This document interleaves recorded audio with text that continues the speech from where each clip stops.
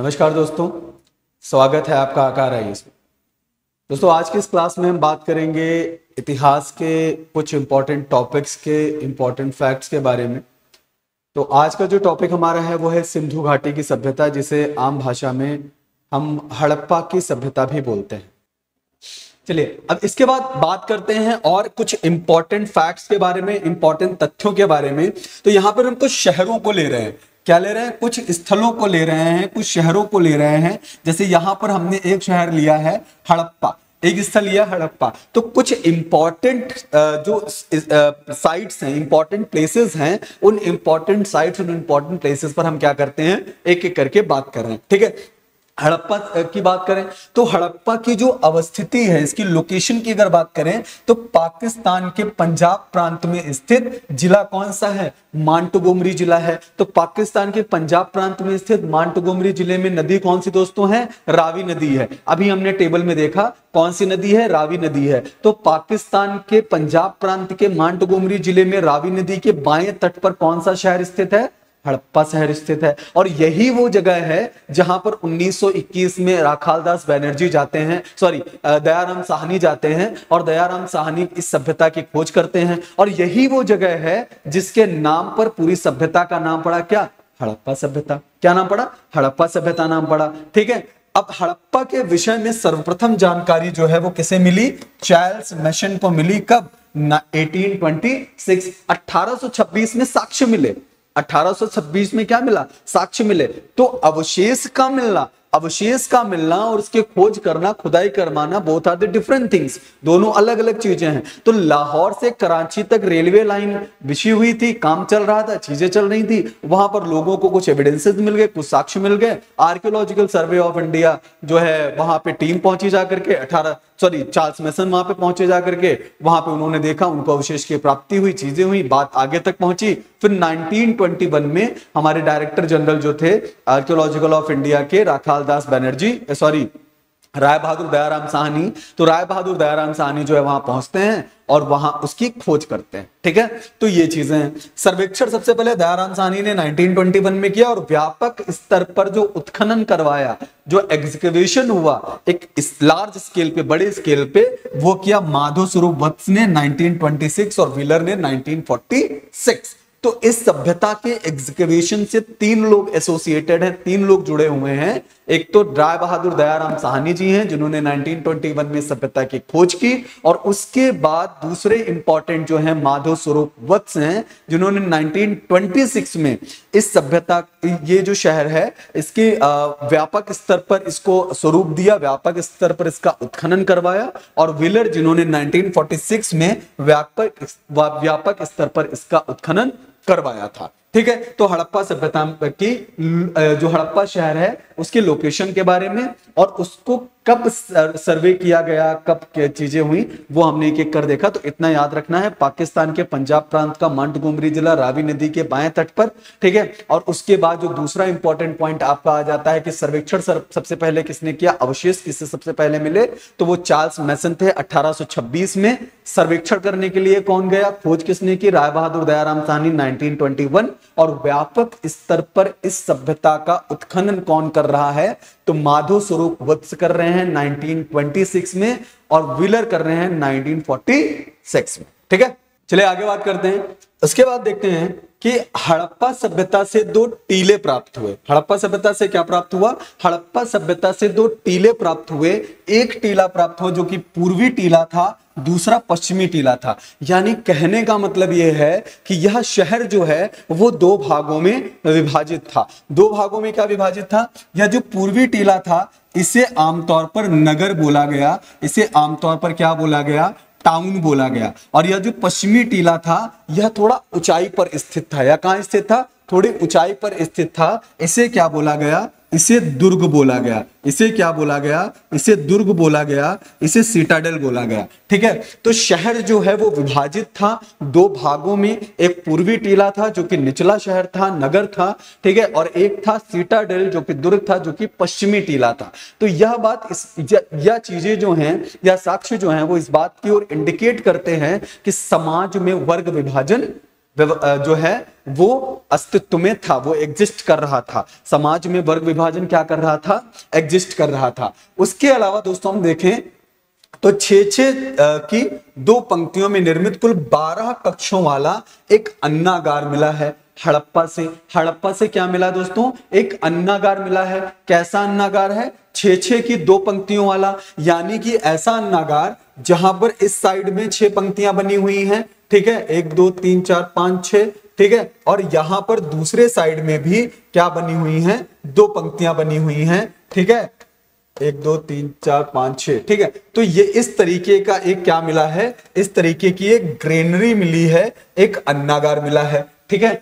तो हड़प्पा सब जो शहर है वहां से क्या है, एक तो शहर जो है पूर्वी टीला, पश्चिमी टीला, पूर्वी टीला नगर और पश्चिमी टीला दुर्ग, 6-6 की पंक्तियों के क्या मिले हैं, कुल 12 कक्ष मिले हैं। यानी कि इस तरीके के टोटल कितने रूम्स हैं, इस तरीके के टोटल 12 रूम्स हैं, देयर आर 12 रूम्स, ठीक है, इस तरीके के बेस्ड ऑन दिस फॉर्मेट, ठीक है। तो यहां पे मिले जिन्हें क्या बोला गया, अन्नागार बोला गया, ठीक। तो अगर सवाल आता है हड़प्पा से शहर से प्राप्त अन्नागार में कितनी पंक्तियों के रूम थे, तो 6-6 की 2 पंक्तियों के रूम थे। कितने टोटल कक्ष हैं, 12 टोटल कक्ष हैं, ठीक है, बात आई समझ में। और सिंधु सभ्यता की सर्वाधिक अभिलेख युक्त मुहरें जो हैं हड़प्पा से प्राप्त हुई हैं।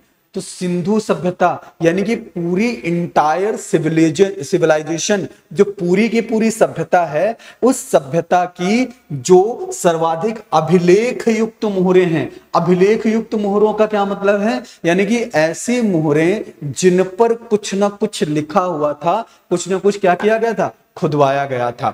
अब वो खुदवाया गया था in the form of the symbols, ठीक है, पिक्चर्स के फॉर्म में, इमेजेस के फॉर्म में, सिंबल्स के फॉर्म में। सो दैट्स व्हाई हड़प्पा सभ्यता, पूरी सभ्यता की सर्वाधिक अभिलेख युक्त मुहरें जो हैं वो कहां से मिलती हैं, हड़प्पा से मिलती हैं, हड़प्पा शहर से मिलती हैं, हड़प्पा नामक जगह से मिलती हैं। तो 6-6 की 2 पंक्तियों की जो निर्मित कुल 12 कक्षों का अन्नागार कहां, हड़प्पा में, ठीक है। सर्वाधिक अभिलेख युक्त जो मुहरें हैं वो कहां, हड़प्पा में, ठीक है, इस पूरी सभ्यता की। उसके अलावा हड़प्पा से 2 कमरों वाले बैरक भी मिले हैं। 2 कमरों वाले बैरक जो है वो कहां से मिले हैं, हड़प्पा से मिले हैं, ठीक है।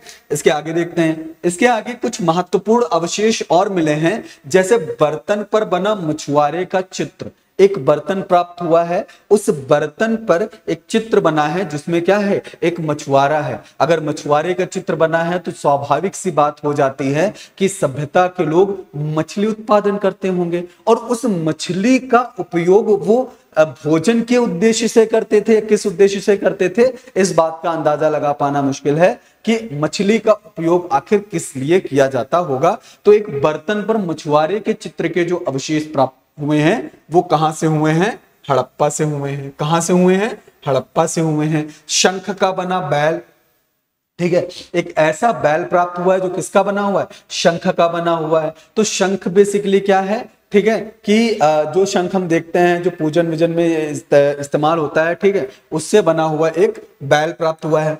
स्त्री के गर्भ से निकला हुआ पौधा, स्त्री है एक मिली है जिसके गर्भ से क्या है, एक पौधा निकल रहा है। तो ऐसा माना गया कि यह जो स्त्री है, यह जो स्त्री है जिसके गर्भ से एक पौधा निकल रहा है, इसको माना गया कि यह उस सभ्यता की उर्वरता की देवी होंगी। किसकी देवी होंगी, उर्वरता की देवी होंगी, गॉडेस ऑफ फर्टिलिटी, ठीक है।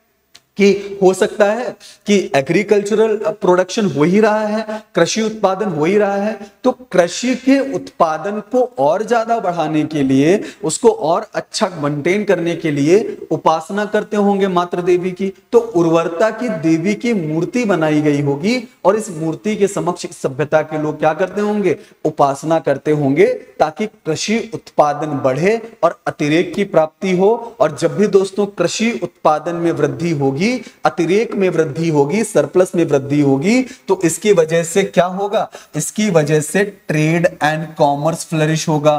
क्या होगा, ट्रेड एंड कॉमर्स फ्लरिश होगा, और जब ट्रेड एंड कॉमर्स फ्लरिश होगा तो इकोनॉमी में स्टेबिलिटी आएगी, यानी कि इकोनॉमिक एक्टिविटीज और बेहतर तरीके से परफॉर्म होंगी। क्लियर है ना? तो इस तरीके की चीजें हैं। ठीक, तो यहां पर स्त्री के गर्भ से एक पौधा निकलता हुआ है, उसके अवशेष, उसके साक्ष्य जो हैं वो मिले हैं, जो इस बात की ओर इंडिकेट करता है कि यह कौन सी देवी होंगी, यह उर्वरता की देवी होंगी। ठीक है, ईंटों के बने वृत्ताकार चबूतरे प्राप्त हुए हैं, ऐसे कुछ चबूतरे प्राप्त हुए हैं। ठीक है, वृत्ताकार में, ठीक है, वृत्त के आकार में, ये तो वर्गाकार हो गया। ठीक है, ठीक है, तो ये किसके चबूतरे हैं? ईंटों के चबूतरे हैं। ठीक है, तो ईंटों के कुछ चबूतरे प्राप्त हुए हैं, वो कहां से प्राप्त हुए हैं? हड़प्पा से प्राप्त हुए हैं। कहां से प्राप्त हुए हैं? हड़प्पा से प्राप्त हुए हैं। गेहूं और जौ के दानों के अवशेष भी कहां से प्राप्त हैं? हड़प्पा से प्राप्त हैं। ठीक है, तो इतनी चीजें जो हैं, कुछ महत्वपूर्ण अवशेष जो हैं, जो हड़प्पा से क्या है, मिले हुए हैं। तो एक बार फिर से रिकॉल कर लें। एक बार अगर फिर से रिकॉल करते हैं तो हड़प्पा जो है कहां स्थित है? पाकिस्तान के पंजाब प्रांत के मांटगोमरी जिले में रावी नदी के बाएं तट पर स्थित है। ठीक है, सबसे पहले अवशेष किसको प्राप्त हो रहे हैं? चार्ल्स मिशन को प्राप्त हो रहे हैं, 1826 में प्राप्त हो रहे हैं। सर्वेक्षण सबसे पहले खोज किसने करी? 1921 में।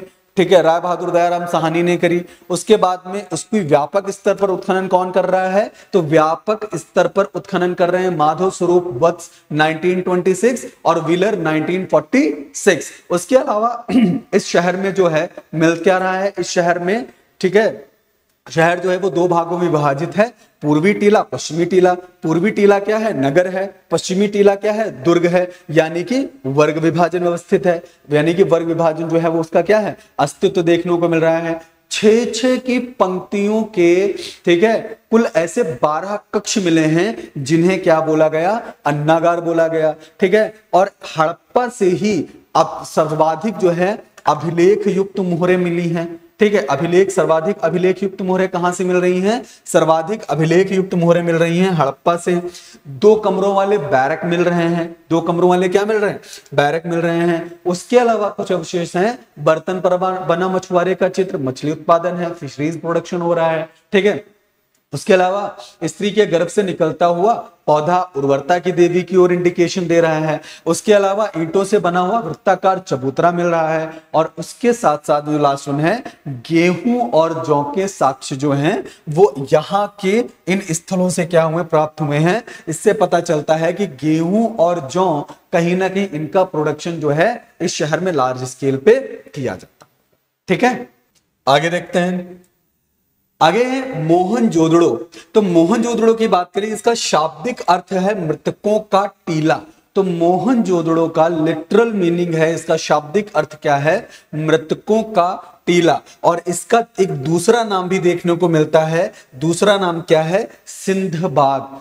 पाकिस्तान के सिंध प्रांत में है, सिंधु नदी के किनारे है, पाकिस्तान के सिंध प्रांत में है, सिंधु नदी के किनारे है, तो सिंध बाग दूसरा नाम भी आ जाएगा। दूसरा नाम मोहनजोदड़ो का क्या आ जाएगा? सिंधबाग आ जाएगा। और शाब्दिक अर्थ क्या आ जाएगा? शाब्दिक अर्थ आ जाएगा मृतकों का टीला। शाब्दिक अर्थ क्या आ जाएगा दोस्तों? मृतकों का टीला। अवस्थिति की बात करें, देख चुके हैं, अवस्थिति क्या है? पाकिस्तान के सिंध प्रांत का लड़काना जिला, पाकिस्तान के सिंध प्रांत का लड़काना जिला, जहां पे क्या है? मोहनजोदड़ो है। कौन है? मोहनजोदड़ो है। नदी दोस्तों कौन सी है? सिंधु नदी है। कौन सी नदी है? सिंधु नदी है। ठीक है, खोजकर्ता राखालदास बनर्जी आ जाएंगे।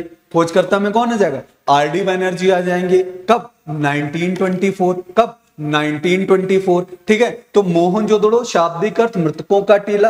अब सिंध प्रांत में है तो दूसरा नाम सिंधबाग आ जा रहा है। और उसके साथ साथ में अवस्थिति अगर देखते हैं तो पाकिस्तान के सिंध प्रांत का लड़काना जिला है। नदी जो है सिंधु नदी है। खोजकर्ता राखालदास बनर्जी हैं। 1924। क्लियर है? ठीक है, सबसे महत्वपूर्ण सार्वजनिक स्थल क्या है? विशाल स्नानागार। यानी कि इस शहर से एक इंपॉर्टेंट एविडेंस मिला है, साक्ष्य मिला है, जिसे क्या बोला गया? Great bath. क्या बोला गया? Great bath.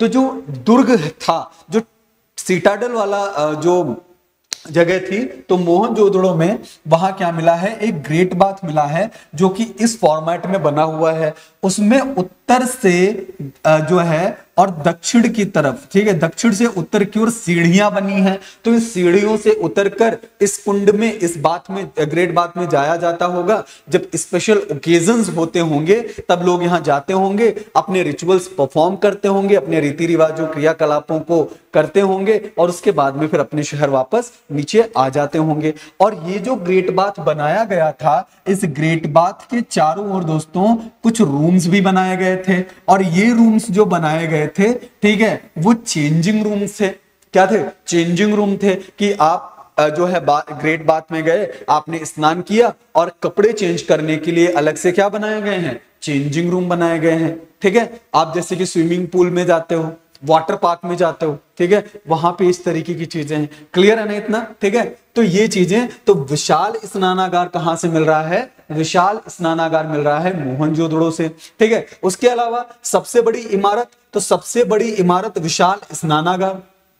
ठीक है, सार्वजनिक स्थल यानी कि पब्लिक प्लेस, जहां पे सब लोग जा रहे हैं, बड़ा सार्वजनिक स्थल है, वो है ग्रेट बाथ। वो क्या है? ग्रेट बाथ, विशाल स्नानागार। और सबसे बड़ी इमारत यानी कि एक ऐसी बिल्डिंग है, एक ऐसी बिल्डिंग है, एक ऐसा आर्किटेक्चर है जहां पर अनाज रखा जा रहा है, ग्रीनरी रखी जा रही है, वो का क्या है? मोहनजोदड़ो का अन्नागार है। मोहनजोदड़ो का क्या है? अन्नागार है। तो डोंट बी कंफ्यूज कि विशाल अगर सार्वजनिक स्थल के बारे में बात करता है, सार्वजनिक स्थान के बारे में बात करता है, तो ग्रेट बाथ आ जाएगा। और अगर लार्जेस्ट बिल्डिंग के बारे में बात करता है, बड़ी इमारत के बारे में बात करता है, तो क्या आ जाएगा? विशाल अन्नागार आ जाएगा, ग्रीनरी आ जाएगी। ठीक है, क्लियर है इतना?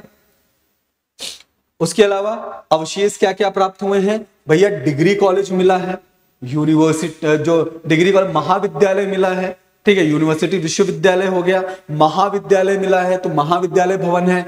एजुकेशन के लिए लोग आते जाते होंगे, पढ़ाई लिखाई भी चल रही होगी। कांसे की नर्तकी की मूर्ति मिली है, एक डांसिंग गर्ल मिली है। तो वो डांसिंग गर्ल जो बनी है वो कौन से धातु की बनी है? कांसे के धातु की बनी है। और हमने देखा भी था कि इस सिविलाइजेशन को ब्रॉन्ज एज सिविलाइजेशन बोलते हैं। तो ब्रॉन्ज एज सिविलाइजेशन क्यों बोला जाता है? क्योंकि ब्रॉन्ज एज सिविलाइजेशन इसलिए बोला जाता है कि पहली बार इस सभ्यता में किसका इस्तेमाल किया गया दोस्तों? कांसे का इस्तेमाल किया। फर्स्ट यूज ऑफ ब्रॉन्ज, कांसे का इस्तेमाल पहली बार इस सभ्यता में हो रहा है, इसीलिए से कांसेवीन या ब्रॉन्ज सिविलाइजेशन बोल रहे हैं। और यहां पर एविडेंस भी मिल रहा है कि कांसे से बनी नर्तकी की मूर्ति कहां मिल रही है? मोहनजोदड़ो में।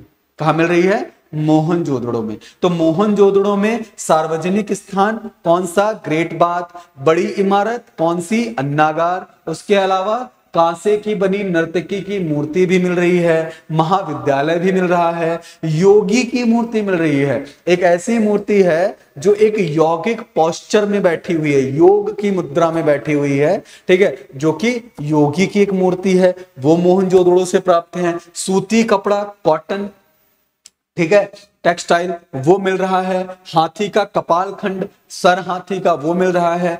3 बंदरों वाला मनका, एक ऐसा बीड मिला जिसपे क्या बने? 3 बंदर मिले। गांधी जी के 3 बंदर नहीं होंगे, कोई दूसरे रहे होंगे। ठीक है, तो एक ऐसा मनका मिला है, ऐसा बीड मिला है। पीके के आमिर खान वाला मनका नहीं है, दूसरा मनका है। मनका है जिस पर क्या है? बंदर हैं। कितने बंदर? 3 बंदर गांधी वाले नहीं है। ठीक है, तो ये चीजें। तो अन्य प्राप्त अवशेषों में क्या है? अन्य प्राप्त अवशेषों में महाविद्यालय भवन, यानी कि पढ़ाई लिखाई चल रही है, डिग्री मिल रही है, under graduation, post graduation, PhD, VHD, जितना सारा कुछ यहाँ पे डन कराया जा रहा है। देन कांसे की बनी नर्तकी की मूर्ति, ब्रॉन्ज एज सिविलाइजेशन, पहली बार कांसे का प्रयोग, कांसे की बनी नर्तकी की मूर्ति है, डांसिंग गर्ल मिल रही है। भोग विलास का जीवन रहा होगा, भोग विलास का जीवन रहा होगा, डांस वांस बड़े एंजॉय करते होंगे, चीजें रही होंगी। उसके अलावा दूसरी इंपॉर्टेंट चीज, योगी की मूर्ति मिल रही है। एक व्यक्ति है जो योग की मुद्रा में बैठा हुआ है। और सूती कपड़ा, कॉटन टेक्सटाइल, जो कॉटन कपड़े वो मिल रहे हैं। हाथी का कपालखंड, 3 बंदरों वाला मनका। ठीक है, तो ये कुछ इंपॉर्टेंट एविडेंसेस हैं जो इस सभ्यता से मिले। पशुपति का मुहर पर अंकन, एक ऐसी मूर्ति मिली है, ठीक है, सील मिली है। उस सील पर किसका अंकन है? पशुपतिनाथ का अंकन है। अब पशुपतिनाथ कौन है? तो ऐसा माना जाता है कि जो पशुपतिनाथ हैं वो पशुपतिनाथ जो हैं, ठीक है, इस सभ्यता के लोगों के देवता रहे होंगे, गॉड रहे होंगे। और जो आर्कियोलॉजिस्ट हैं उन्होंने इसे नाम दिया है प्रोटो शिवा। क्या नाम दिया है? प्रोटो शिवा, यानी कि आद्य शिवा। क्या नाम दिया है? प्रोटो शिवा यानी कि आद्य शिवा। अब यहां पर यह जो पशुपतिनाथ की जो मूर्ति है उसका एक मोहर पे जो अंकन मिल रहा है, तो इसमें दिखाया गया है कि देयर इज अ मैन, एक व्यक्ति है, ठीक है, जो किस पोस्चर में बैठा हुआ है? Who sit on a yogic posture, जो योग की मुद्रा में बैठा है। चारों ओर से जानवरों से घिरे होने के कारण, सराउंडेड बाय द एनिमल्स, जानवरों से घिरे होने के कारण इसे क्या बोला गया? पशुपतिनाथ बोला गया। सर पे मुकुट है, 3 सींग वाला मुकुट है, ठीक है। तो इस तरीके की जो कुछ अंकन है, इस तरीके का कुछ जो उस पे दिखाया गया है, ठीक है। तो वो पशुपति की मुहर कहां से मिल रही है? मोहनजोदड़ो से मिल रही है। मुहर पर नाव का चित्र मिल रहा है। एक ऐसी मुहर मिली है जिस पर किसका चित्र है? नाव का चित्र है। तो जो नाव का चित्र है तो किस बात की ओर इंडिकेट कर रहा होगा? तो इंडिकेट कर रहा होगा कि इस नाव से बेसिकली क्या किया जाता होगा, यानी कि इस सभ्यता के लोग नेविगेशन में कुशल होंगे, नेविगेशन करते होंगे, नौकायान करते होंगे। क्या करते होंगे? नौकायान करते होंगे। और नाव का इस्तेमाल हो सकता है इस सुदूरवर्ती क्षेत्रों के साथ संपर्क स्थापित करने के लिए किया जाता हो, क्योंकि जितने इंपॉर्टेंट साइट्स हैं, जितने महत्वपूर्ण स्थल हैं, सारे के सारे तो नदियों के किनारे हैं। और नदियां ही कहीं ना कहीं आवागमन का एक महत्वपूर्ण स्रोत या महत्वपूर्ण सोर्स रही होंगी। और नदियों के आवागमन के लिए किसका इस्तेमाल किया जाता होगा? नाव का। तो मुहर पर अंकित यह नाव का जो चित्र है वह इस बात की ओर इशारा करता है, ठीक है। तो सीप निर्मित पैमाना, एक पैमाना मिला, पैरामीटर मिला, यानी कि माप के लिए, पैमाइश के लिए किसका इस्तेमाल किया जाता होगा? पैमाने का इस्तेमाल किया जाता होगा। पैमाना बनाया किससे गया होगा? शीप के द्वारा उस पैमाने का निर्माण किया गया होगा, ठीक है। तो ये कुछ इंपॉर्टेंट एविडेंसेस हैं जो दोस्तों हमें कहां से मिल रहे हैं? मोहनजोदड़ो से मिल रहे हैं। तो मोहनजोदड़ो सिंधु नदी के किनारे पाकिस्तान के सिंध प्रांत का लड़काना जिला। राखाल दास बनर्जी जा रहे हैं 1926 में 1922 में वहां की खोज करने के लिए। और उसके अलावा सबसे इंपॉर्टेंट सार्वजनिक स्थान, पब्लिक प्लेस ग्रेट बाथ, नहाने जाना है, गर्मियों की छुट्टियां मनानी है वहां पर, ठीक है। तो गर्मियों की छुट्टियां, समर वेकेशन नहीं थी, रिचुअल्स परफॉर्म करने के लिए जा रहे हैं। बड़ी इमारत कौन सी है? लार्जेस्ट बिल्डिंग कौन सी है? तो वो ग्रीनरी है। हड़प्पा में भी ग्रीनरी मिल रही है, लेकिन लार्जेस्ट नहीं है। बड़ी इमारत कहां मिल रही है? मोहनजोदड़ो में विशाल अन्नागार के साक्ष्य जो हैं वो मिल रहे हैं, ठीक है। स्त्री के गर्भ से निकलता हुआ पौधा, इंडिकेशन मातृ देवी। योगी की मूर्ति का प्रमाण, हाथी का कपाल खंड, मनका पे 3 बंदर, गांधी के बंदर नहीं है वो। बात समझ आ रही है ना? तो ये चीजें।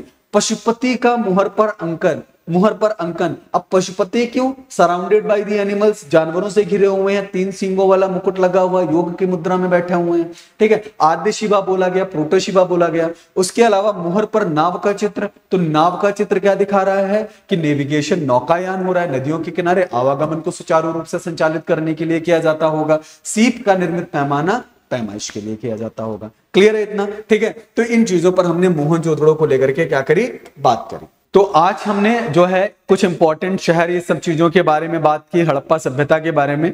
आगे जो है हम इसी को और कंटिन्यू करेंगे और आगे चल के इसके कुछ नगरीय विशेषताओं के बारे में, जल निकास प्रणाली के बारे में, इन सब चीजों पर, यानी कि जो एक तरीके से इसकी भौतिक विशेषताएं हैं, उन भौतिक विशेषताओं पर भी चर्चा करेंगे। धन्यवाद।